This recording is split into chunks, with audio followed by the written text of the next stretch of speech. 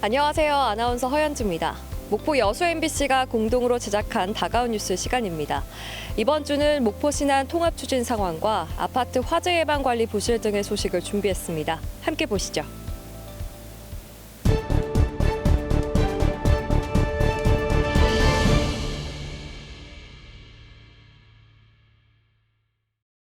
광주 영암 초고속 도로와 대불산단 대교, 전남형 트램 건설, 전라남도가 추진할 예정인 대표적인 서남권 SOC 사업입니다. 총 사업비만 3조 1,900억 원에 달합니다. 전남 서남권 SOC 신프로젝트 사전 타당성 조사 용역 착수 보고회가 열렸습니다. 광주와 영암을 잇는 초고속도로는 우리나라에 없는 속도 무제한 도로를 건설하고 기존 도로와 해상 교량을 통해 목포까지 이어지도록 할 예정입니다. 광주에서 약 1시간 반 20분 정도 걸리는데 그게 20분 정도 단축이 되기 때문에 우리 영암뿐만 아니라 서남권이 젊음과 스피드의 도시로 이렇게 변화되게 될 것이다라는 기대감을 가지고 계시고요. 대중교통인 시내버스를 대체할 새로운 형태의 교통수단인 전남형 트램. 목포 원도심에서 하당과 남악, 오룡 신도시를 잇는 내용을 담고 있습니다. 탄소중립 시대에 친환경 교통 시스템, 교통 시설을 운영하는 그러한 관광 산업으로도 같이 함께 동반 성장할 수 있다 이렇게 볼 수 있습니다. 그런 우리의 말씀이 많으신데요. 그 마지막 단계가 아니라 트램이 추진하는 과정에서 2.6km가 시작하는 단계다. 전라남도는 지난 6월 추경을 통해 사전 타당성 조사 용역비 6억 원을 확보했으며 앞으로 경제성 등을 선제적으로 분석해 국회와 중앙부처를 설득해 나가기로 했습니다. 이제 국가 계획으로 잘 반영하는 일이 첫 번째 우리가 해야 될 가장 큰 과제다 이렇게 생각을 합니다. 전남 서남권 경제발전과 관광 활성화를 위해 추진되고 있는 서남권 SOC 신프로젝트. 지역민들의 기대가 실망으로 바뀌지 않도록 하기 위해서는 전라남도의 적극 행정과 함께 지역 정치권의 협조가 필요합니다. MBC 뉴스 박종호입니다. 목포와 무안, 신안을 하나로 묶는 무안반도 통합논의의 역사는 29년 전인 1994년 5월로 거슬러 올라갑니다. 목포시와 무안군이 통합을 추진했지만 무안 군민의 반대로 무산됐습니다. 특히 목포 시민들은 98%라는 경이로운 찬성률로 통합을 원해 그 허탈감이 매우 컸습니다. 94년 통합 시도 이후 신안까지 포함하는 통합안이 5차례 이어졌지만 번번이 무의로 돌아갔습니다. 무안반도 통합이 무산되는 사이 전남에서는 여수시와 여천시, 여천군 등 3여가 통합했고 순천과 승주가 통합됐습니다. 목포시는 전남 1위 도시에서 순천과 여수 등 동부권 주요 도시보다 인구와 경제, 재정에서 제3의 도시로 밀려났습니다. 동부권과 경제 격차가 심화되면서 이를 만회하기 위해 민선 7기에서 다시 통합 논의가 시작됐습니다. 무안반도 전체가 아닌 목포시와 신안군만의 통합. 목포 신안 통합은 민선 7기에서 시도되지 못했고 민선 8기 박우량 신안군수와 박홍률 목포시장이 뜻을 모았습니다. 미래 세대들에게 비전을 주고 희망을 주는 이 땅으로 만들어 보자. 우리 먼 미래를 보면 통합이 우리 지역을 살릴 수 있는 길입니다. 하지만 목포시와 신안군의 통합은 녹록하지 않은 상황입니다. 신안 군민들의 찬반 여론이 급변하는 양상을 보이고 있기 때문입니다. 지난 4월 KBS 여론조사와 지난 8월 목포 MBC 통합 관련 여론조사 결과입니다. 목포 시민들 같은 경우에는요, 지난 4월 찬성이 78.1%, 8월에는 71.1%, 4월에 반대 16.8%, 8월에는 20.6%로 큰 차이를 보이지 않고 있습니다. 신안 군민들도 한번 봐보겠습니다. 자, 신안 군민들 같은 경우에는요, 4월 같은 경우에는 찬성이 49%, 8월에는 33.5%, 4월에 반대는 42.4%, 8월에는 56.3%로 나타났습니다. 찬성은 낮아지고 반대가 급격히 올라가는 모습을 띠고 있습니다. 다양한 원인이 있겠지만 신안 군민들이 목포 시민만큼 통합을 절실하게 느끼지 않고 있는 데다 신안 지역 정치권에서 반대 여론을 확산시키고 있기 때문으로 풀이됩니다. 여기에다 목포시가 신안 지역 통합 찬성 여론을 확산시킬 정책적, 재정적 지원에 미흡한 것도 또 하나의 원인으로 지적됩니다. 역대 가장 긴 엿새 동안의 추석 연휴, 목포와 신안, 신안과 목포에서의 30여 년 동안 이어져온 통합 논의에 어떤 이야기들이 오고 갈지 관심이 모아지고 있습니다. MBC 뉴스 김윤입니다. 여수 중심시가 지인 이순신 광장 앞. 이순신 장군 동상 뒤로 모찌라는 일본식 표현을 크게 내건 찹쌀떡 가게들이 눈에 띕니다.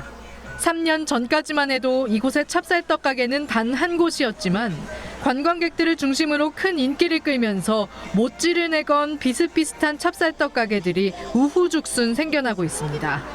마치 특산품인 것처럼 관광객들의 손에는 모찌가 쓰인 쇼핑백이 하나둘씩 들려 있습니다. 다른 관광지를 가도 유명하고 맛있는 거를 먹으러 가는 거기 때문에. 그런데 최근 들어 이 가게들이 외색 논란에 휩싸이고 있습니다. 여수의 호국 정신을 대표하는 이순신 광장에 버젓이 일본어 상표를 내거는 건 문제가 있다는 겁니다. 또 모찌 가게들이 이순신 장군이 군사 지휘를 했던 장소 국보문화재 진남관과도 불과 100여 미터 떨어져 있다는 점은 논란을 더 확산시키고 있습니다. 여수가 구국의 성지 그렇단 말입니다. 그리고 그 중심지가 이순신 광장이고 거기에 이순신 저희 재단 입장에서 봤을 때는 일본 영어가 난무하는 그런 간판, 대형 간판이 있는 것은 좀 무리다. 시민들은 감론을박입니다. 이순신 광장의 취지와 걸맞지 않다는 입장과 일본과 싸웠던 곳인데 모찌라는 일본 그대로의 이름을 그대로 가져오는 것보다는 그래도 이름이라도 바꿔서 찹쌀떡으로. 상호와 간판 사용은 사업자의 자유일 뿐 관광객을 끌어모아 지역 경제를 활성화한다는 입장이 교차하고 있습니다. 개인 상권이니까 시민 개인이 누가 하나 못하나 안 좋다 평을 할 수는. 한편 여수시는 이 같은 논란에 대해 선정적이거나 폭력적인 상호가 아닌 이상 모찌란 상호를 법적으로 제재할 근거가 없다는 입장을 밝혔습니다. 호국 충절의 역사가 깃든 여수 중심지에 일본식 표현이 쓰인 간판이 우후죽순 생겨나면서 이를 둘러싼 감론을박이 벌어지고 있습니다. MBC 뉴스 강서영입니다.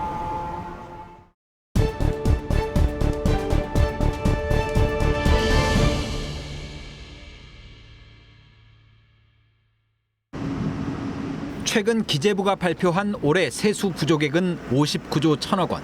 걷어들이는 돈이 예상보다 크게 부족하다 보니 올해 지자체에 주는 교부세도 11조 6천억 원가량 줄어들 것으로 보입니다. 지자체들은 발등에 불이 떨어졌습니다.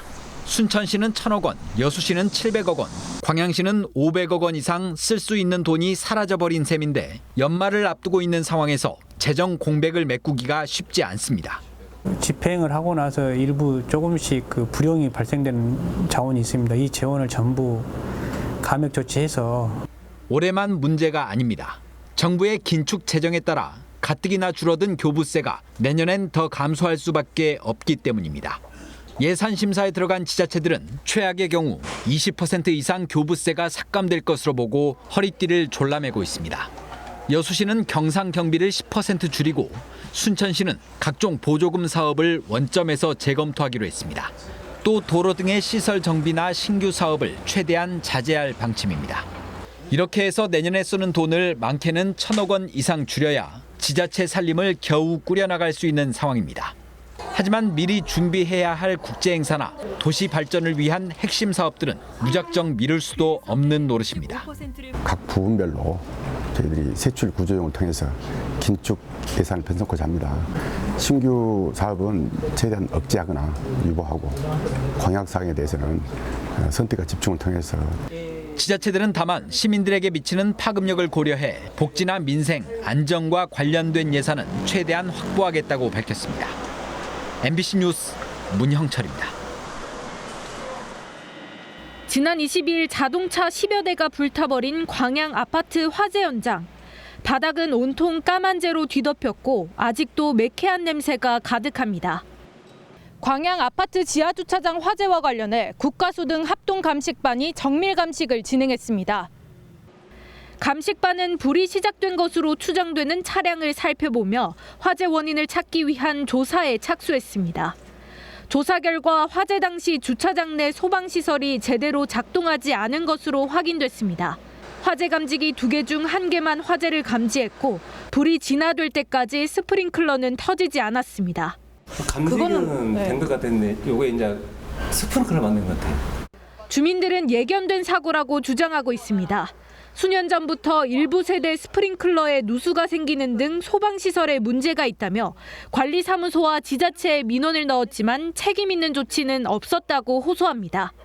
MBC 취재 결과 아직도 일부 세대는 누수 등으로 스프링클러가 잠겨 있는 것으로 확인됐습니다. 스프링클러가 계속 문제가 생겨서 저희들이 만약 이런 화재가 대형 화재가 나면 어떻게 할 것이냐, 빨리 이거를 수리를 보수를 해주라라고 이야기를 했으나 공공임대주택 안전관리가 미흡했다는 지적도 나오고 있습니다.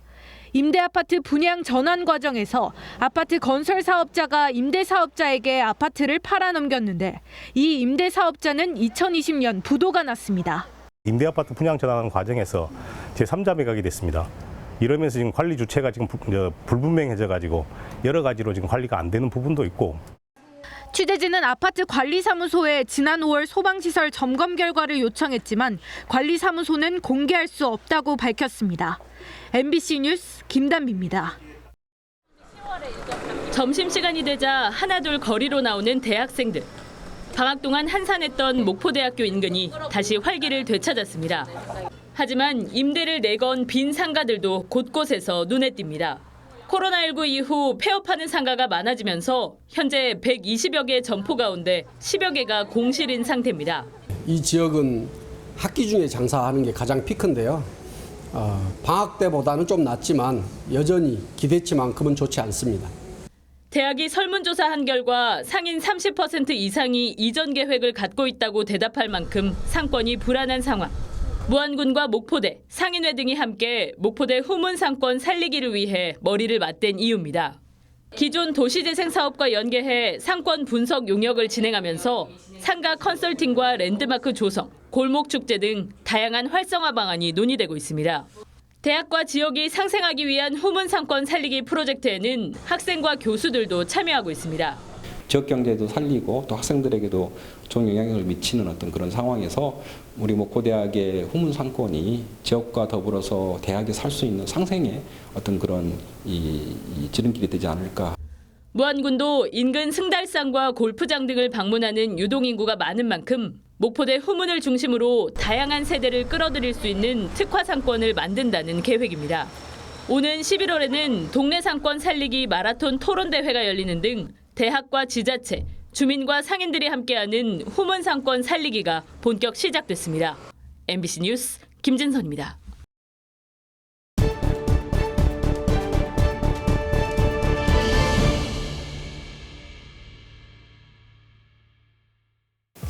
오늘 다가온 뉴스 어떻게 보셨나요? 다음 이 시간에는 더욱더 풍성한 소식으로 찾아뵙겠습니다. 많은 관심 바랍니다. 고맙습니다.